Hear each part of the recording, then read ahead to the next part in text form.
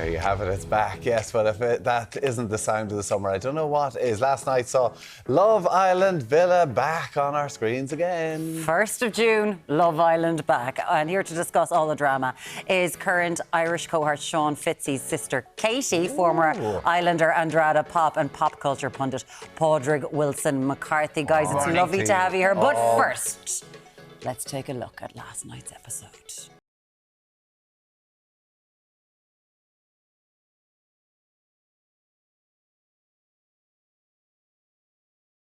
Gonna kick off with an icebreaker. So take a sip if you think any of the boys are handsome.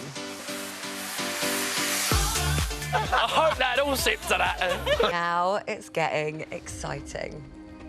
It's time to couple up. Ooh. It's all down to you lot to sort it out amongst yourselves. Fitzy, I think you're really attractive. That's not what you said earlier, just saying. You two are gorgeous as well. I will speak to everyone, but I'm most interested in you, so... Likewise. It's up to you. Well, I'm here to get to know the two girls here and Ellie, like I said earlier, but I think just because of the way Lola was trying to say my name straight away thereafter, I think I'm going to go with Lola, if Lola's happy to. Yeah.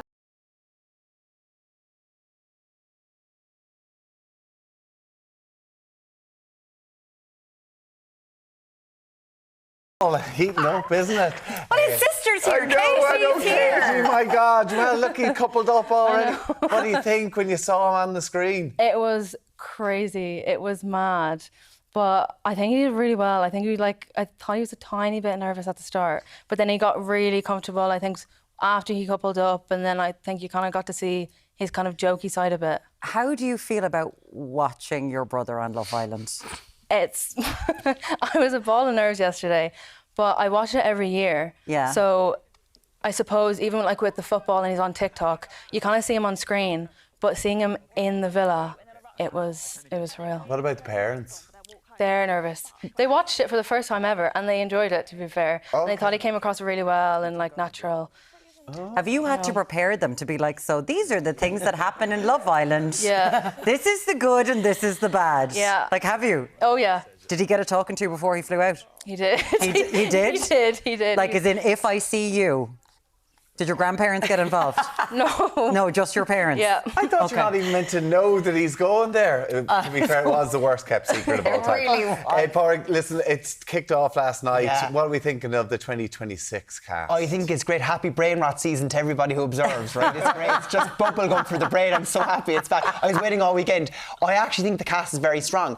They've changed how they've done it, I think, right, casting-wise, because a lot of the time it was the same old thing that was going in. It was like 8 carbon copies of men and 8 carbon copies of women, but there's a lot of characters in there, and there's a load of different jobs in there as well. So you have a detective in there, you've got a quantity surveyor in there, and a lot of them don't have social media followings, which is really, really interesting, because for a while, a lot of the people that were going in there were kind of relatively known, or they had a big following already, and there was an element of people who were going in there just to boost their profile. But some of these are regular Joe soaps, which I think is very interesting. And Andrada, of course, you were inside in the villa just last year. Yeah. What do you make of the new look villa? Oh my God, I'm not a fan of the blue theme, guys. The blue is... It's hurting my eyes. It's a bit tacky. Yeah. It's a bit tacky. What do you make about last night? Like, you watched it, you've been in it, and you've seen it again. I feel like I was living a little bit, like when they were going in, I was feeling those emotions because I know how it feels to first go in there. You feel like, first of all, it's like a fantasy world. It's the villa looks really weird and it's like a Barbie house, but it's also like, oh my God, I'm in. Like, because you're not in until you're in, and then you're like, now people are going to see me, my family, my friends, like, I'm in Love Island. It's that feeling, you know? You get really excited. At the start, obviously, you're aware you're just in, you're probably seeing the cameras and stuff. How long before you start to actually forget about what's actually, that you're being filmed all the time? You don't, because the cameras are constantly moving. You have, it's You're just hearing following you. So you do hear it all the time. You see it all the time. You never forget the cameras But are then there. how come people just seem to switch off and get up to stuff that you wouldn't think they would do? Do you know what still baffles me to this day? Because I personally would have been before Mum and Dad. I remember talking to you last year after you came out and you were like, no, I was thinking about my parents the whole... Like, you were thinking about your parents watching. I was, yeah, because I do have a big mouth and it gets me in trouble. And I think I have this little trauma my dad always said, your mouth is always going to get you in trouble. So, yeah. But what do you think about the variety? It seems like they haven't just gone for social media types this year, Andrada. What do you make of that? I feel like it's very international. I feel like I'm watching Love Island USA. This is the vibe that I'm getting this time. It's like everyone is so Australia, like it's Barbados. There's Dubai in there as well. Yeah, so there's a few different. Ireland. Yeah, I mean, come on. From the get-go. Isn't it great? It's lovely to have like Irish interest though from the start. You know what I mean? Cause I think because we've all kind of not known, but we've kind of speculated that there was Irish going in from the start.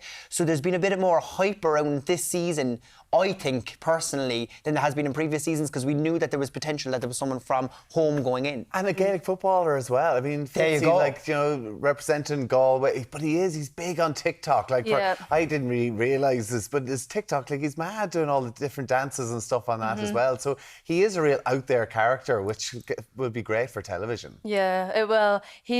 I think you can really see his personality on TikTok, and I feel like so far in last night's episode, he didn't really show that side of him yet, but hopefully now in the next couple of episodes. It's one of the first things I said to you, and I'm sure you're getting it all the time. Why did he cut the hair? I know.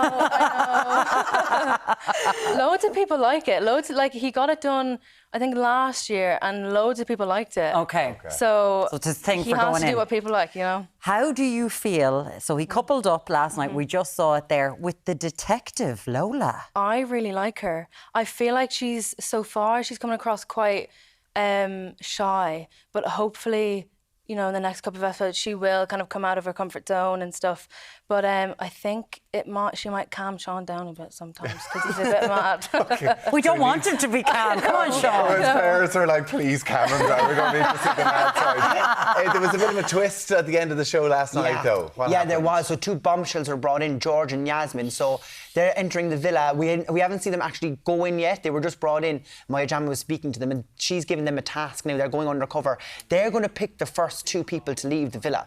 So it's up to them who leaves, which I don't love. I think it's a bit early. And my issue with this is it's usually the big characters that get kicked out at the start. You know, these 2 are going to go in and within 24 hours they have to pick 2 people. It's usually the loud ones, but those were the ones that we like to watch, isn't it? True. And sometimes when you get rid of the interesting characters, by the time the season is over, the last week is kind of boring. So I hope they don't get rid of the big characters. They could do something like Traitors, get rid of them, but then they come back. Yeah. But if they do that, then you're just doing Traitors. Exactly. You know what I mean? Traitors is a winning success. It's hard to keep something like this fresh because it's been going on for so long. So like, this is like a good way that they're doing that. Like they even brought them in at night time last night, and like they were able to pick their own matches for the first time in a couple of years because usually it was the public. So they are doing things different. So it wouldn't surprise me if they did something like that. The pressure, Andrada, for shenanigans, do you feel that when you're in there? In what sense are you asking me that? If you're hooked up with, if you're with someone, the pressure from producers, we all know now with Love Island that producers are going in there, they're trying to manipulate storylines so that we keep entertained. Yes, so I've noticed last night from Robin and Sean actually, she went and had a little chat in the beach hut, and then she went and pulled Sean for a chat on the fire pit. Yeah. The producers probably pushed that because obviously she wasn't too happy that she wasn't picked, so the producers probably pushed it a little bit to be like, maybe go ask Sean, why didn't he pick you?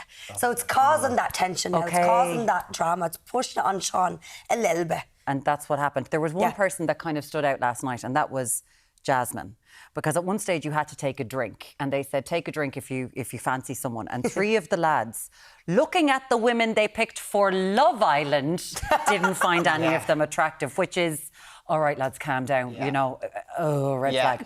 So that, Jasmine kind of went, what the hell's wrong with you? And I thought that was funny, and I kind of enjoyed that, a bit of Maura Higgins moment. Definitely. Is that it? I think she's going to be a little Maura Higgins.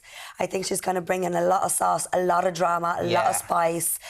And she's already started, even with that promiscuous that comment. was very good. There's a great comment. What did she say? There was a great comment where she's matched up with Lorenzo, if I'm correct, right? And he's trying to flirt, clearly trying to flirt. Lorenzo, who said his type is supermodel. Yes, right? And then he calls her promiscuous, right? But he doesn't have a clue what he's saying. He's trying to say mysterious. And she pops off on him, you know, and she's like, she's not a bit happy. She goes back and tells the other girls, and then he's like, oh no, I'm after saying the wrong word. Like it's just one of those things where you're kind of being thick, and it's perfect. Listen, I get called out every morning on the show doing that. Tommy Boy vibes. Yeah, exactly. Hey, listen, a quick promiscuous girl. I want to get close to you. That works. Talk to us. One bit of advice for your brother. I think just be yourself and just don't get yourself in any trouble. And he said he cried at the Lion King. I loved him already. Come on, Fitzy. Who didn't? There you go. Love it. Thank you very much for joining us. Pádraig Wilson McCarthy, Katie Fitzgerald, Fitzy's sister, thank you so much for coming in. And Andrada Pop, thank you so much. Katie's going to be living in here for the next 9 weeks, I'll tell you that much.